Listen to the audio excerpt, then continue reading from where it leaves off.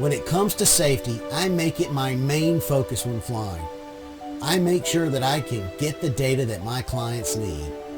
I just have to find the right drone that can get it.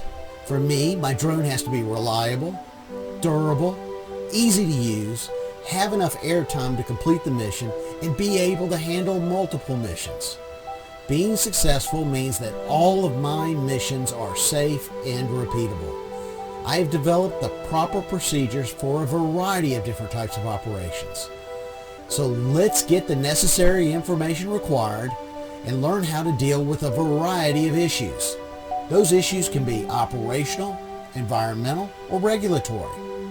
So if we have a safe place to fly, clear airspace, we're going to try to do a little mapping too.